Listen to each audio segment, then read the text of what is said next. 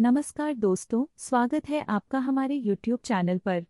आज हम बात करेंगे भगवद गीता के 2वें अध्याय के 3 श्लोक की। इस श्लोक में भगवान श्री कृष्ण ने आत्मा के अमरत्व और शरीर की अस्थायीता के बारे में महत्वपूर्ण शिक्षाएं दी हैं। कृपया इस वीडियो को लाइक करें और हमारे चैनल को सब्सक्राइब करें ताकि आप और भी ज्ञानवर्धक वीडियो पा सकें।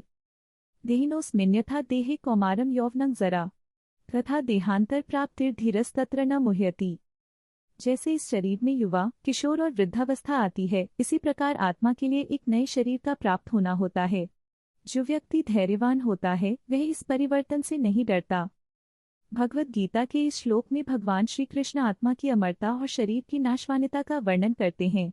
जैसे हम अपने जीवन में विभिन्न अवस्थाओं का अनुभव करते हैं, जैसे बचपन, युवा और वृद्धावस्था, वैसे ही आत्मा भी एक शरीर से दूसरे शरीर में यात्रा करती है। यह परिवर्तन स्वाभाविक है और हमें इसके प्रति धैर्य रखना चाहिए।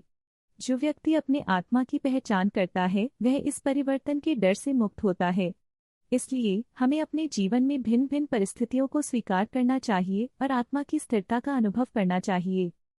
एक बार की बात है, एक छोटे से गांव में एक साधारण किसान रामू रहता था।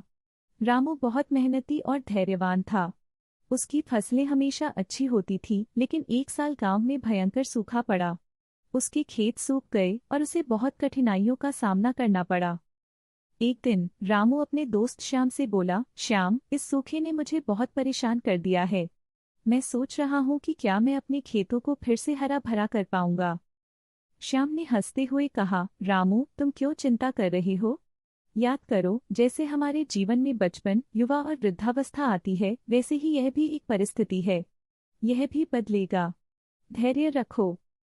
रामू ने श्याम की बात को ध्यान से सुना और सोचा, हाँ, जीवन में परिवर्तन स्वाभाविक है। मुझे धैर्य रखना चाहिए। उसने सोचा, क्यों न मैं अपनी फसल के लिए नई तकनीकें अपनाऊं। रामू ने अपने गांव के बुजुर्गों से सलाह ली और नई सिंचाई प्रणाली अपनाई।